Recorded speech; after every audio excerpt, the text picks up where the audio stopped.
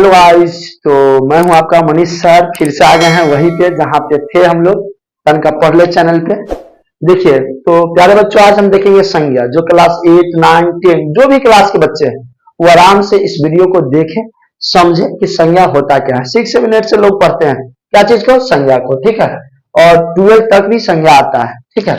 तो आज हम लोग इसका डिफिनेशन पढ़ेंगे, इसके बारे में चर्चा करेंगे, समझेंगे और कल इस पर हम लोग क्वेश्चन लेके आएंगे। लगभग 40-50 क्वेश्चन लेके आएंगे और एग्जाम्पल मतलब क्वेश्चन सहित, ऑप्शन के सहित उसको समझेंगे कि आखिर ये कौन सा नाउन है, ये कौन सा नाउन है, ये कौन सा संज्ञा है, ऐसे समझेंगे।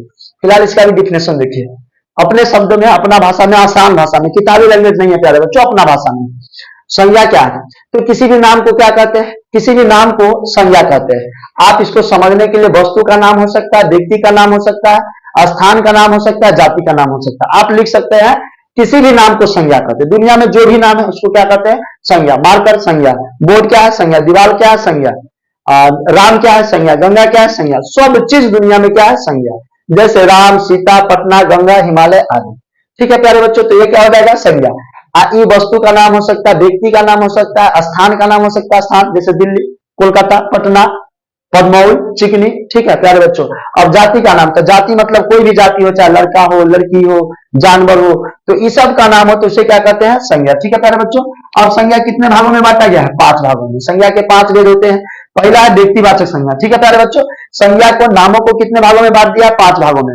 पहला है व्यक्तिवाचक संज्ञा, जिससे खास व्यक्ति, जिससे किसी खास व्यक्ति का बोध हो प्यारे बच्चों, खास व्यक्ति का बोध हो, तो उसे क्या कहते हैं? व्यक्तिवाचक संज्ञा। जैसे राम, अब राम हो गया, खास हो गया। जैसे हम नाम लेंगे, जब लड़का कहेंगे तो सबका बोध होगा, पूरा जाति का बोध होगा, लेकिन जब राम कहेंगे तो खास होगा। ठीक है प्यारे बच्चों। दिल्ली जैसे शहर है, तो शहर तो बहुत सारा है, शहर बोलेंगे तो दिल्ली, बॉम्बे, कलकत्ता, पटना, ये सब शहर का नाम है, लेकिन जब खास दिल्ली बोलेंगे तो खास हो जाएगा। तो खास नाम के बोध को क्या कहते हैं? व्यक्तिवाचक संज्ञा। पटना हो गया, खास हो गया। गंगा, जिसे नदी का नाम, नदी कहेंगे तो जातिवाचक, लेकिन वह कहेंगे गंगा नदी, यमुना नदी, ब्रह्मपुत्र नदी, तक खास हो गया, क्योंकि गंगा नदी की ही हम बात कर रहे हैं। तो ये कौन सा हो जाएगा? व्यक्तिवाचक संज्ञा हो जाएगा। ठीक है प्यारे बच्चों, जिससे किसी खास का बोध हो। जैसे हम नदी कहेंगे तो आपके मन में चल रहा होगा बहुत सारी नदियां हैं, गंगा हो गया, यमुना हो गया, सरस्वती हो गया, ब्रह्मपुत्र हो गया, सिंधु हो गया, रावी हो गया, चेनाब हो गया, बहुत सारी नदी। लेकिन जैसे ही हम कहेंगे गंगा नदी तो खास, आपका मन एस्टेब्लिश हो जाएगा कि हम बात किस पे कर रहे हैं? गंगा नदी पे कर रहे हैं। ठीक है प्यारे बच्चों। आगे है जातिवाचक संज्ञा, तो जिससे पूरे जाति भर का बोध हो, पूरे जाति का बोध हो। ऐसा शब्द बोले जिससे पूरे जाति का बोध हो, उसे जातिवाचक संज्ञा कहते हैं। जैसे गांव, लड़का, शहर, नदी, स्कूल। जैसे मान लीजिए गांव है, तो गांव कहेंगे तो पूरा गांव, जितना गांव है सबका बोध होगा।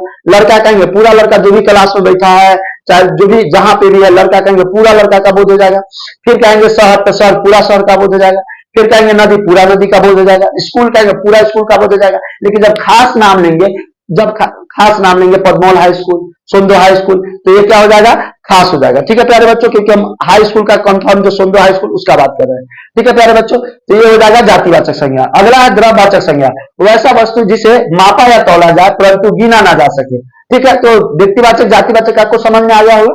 अब द्रव्यवाचक, जिसे वैसा वस्तु जिसे मापा या तौला जाए परंतु गिना ना जाए। हम जिसे माप तौल सकते हैं लेकिन गिन नहीं सकते हैं। ठीक है प्यारे बच्चों, तो इसे क्या कहते हैं? द्रव्यवाचक संज्ञा। ठीक है, जैसे तेल, तेल को क्या करते हैं? मापते हैं या तौलते हैं, माप के लेते हैं। दूध को माप के लेते हैं, चीनी को तौल के, मतलब तौल के लेते हैं, केजी में वजन करते हैं। घी को केजी में वजन करते हैं। नमक हो गया, आटा हो गया, चावल हो गया, ये सब कौन सा हो जाएगा? द्रव्यवाचक संज्ञा। क्यों? क्योंकि सब नाप के हम लोग लेते हैं। इसे गिन सकते हैं? नहीं गिन सकते हैं। तो मापा या तौला जाए परंतु गिना ना जा सके। तेल को नहीं गिन सकते हैं, दूध को नहीं गिन सकते हैं, चीनी को नहीं गिन सकते हैं, चावल को नहीं गिन सकते हैं, आटा को नहीं गिन सकते हैं। तो ये कौन सा हो जाएगा? द्रव्यवाचक संज्ञा। ठीक है प्यारे बच्चों। अब अगला है समूहवाचक संज्ञा, जिससे पूरे समूह भर का बोध हो। ऐसा शब्द बोले, ऐसा नाम बोले जिससे पूरे समूह का बोध हो, तो इसे क्या कहते हैं? समूहवाचक संज्ञा। जैसे परिवार, परिवार बोलेंगे पूरे परिवार का बोध होगा। परिवार में 10 लोग, 20 लोग, 30 लोग, जितने भी लोग होते हैं सबका बोध हो जाएगा। अगला है मेला, मेला में जितने लोग होंगे सबका बोध हो जाएगा। दल, दल में बहुत सारे लोग होते हैं, पूरे समूह का बोध हो रहा है। समिति में भी बहुत सारे लोग होते हैं, झुंड में भी बहुत सारे लोग होते हैं, गुच्छा में भी बहुत, मतलब गुच्छा में देखते हुएगा बहुत सारा, आम की गुच्छा होगा तो बहुत सारा होगा, लीची का तो बहुत सारा होगा, चारी के गुच्छा। ठीक है प्यारे बच्चों, तो ये हो जाएगा कौन सा? समूहवाचक। नाम से ही क्लियर है प्यारे बच्चों, द्रव्य मतलब नाम से ही क्लियर, जाति पूरी जाति का, व्यक्ति मतलब खास, समूह मतलब पूरे समूह का बोध। और है भाववाचक संज्ञा। ठीक है प्यारे बच्चों, जिसे देखा या छुआ जाए, छुआ न जाए, सिर्फ महसूस किया जाए। जिसे देखा या छुआ न जाए, सिर्फ क्या किया जाए? महसूस किया जाए, उसे भाववाचक संज्ञा कहते हैं। जैसे ईमानदारी, ईमानदारी को क्या करते हैं, देख क्या छू सकते हैं, नहीं, महसूस करते हैं। मेरा पैसा गिर गया, उठा के दे देगा हमको, भैया आपका पैसा 10 रुपया गिर गया, तो ये क्या दिखाया, ईमानदारी दिखाया। तो ईमानदारी दिखाया तो क्या हो जाएगा, भाववाचक संज्ञा। बेईमानी, बेईमानी को हम लोग महसूस करते हैं। मान लीजिए मेरा कोई भी चीज बेईमानी कर लिया है तो उसको हम महसूस करते हैं, देखा या छुआ नहीं जा सकता है। फिर दोस्त हो गया, दोस्ती का जो रिश्ता होता है। गरीबी हो गया तो गरीबी को हम लोग महसूस करते हैं। मान लीजिए हम अच्छा खाना नहीं खाते, फटा हुआ कपड़ा पहनते हैं, तो ये महसूस करते हैं। हम लोग को दिखाया और महसूस नहीं, मतलब देखा नहीं जा सकता और उसको छुआ नहीं जा सकता, महसूस किया जा सकता है। मित्रता हो गया, दोस्ती हो गया, ये सब जो है ये क्या बोलते हैं, इसको भाववाचक संज्ञा के अंतर्गत आएगा। ठीक है प्यारे बच्चों, तो हमें जीवन में ईमानदारी पे रहना चाहिए। अगर ईमानदारी शब्द आया है तो हम सोच रहे हैं आपको समझा दें। हमेशा प्यारे बच्चों अगर जीवन में आगे बढ़ना है तो ईमानदारी से रहिए और अपना जो भी लक्ष्य है उस पर फोकस करते रहिए, मेहनत करते रहिए और एक लक्ष्य को पाने भटकिए नहीं। जो आपका रास्ता है, जो आपका लक्ष्य है, उस पर फोकस कीजिए।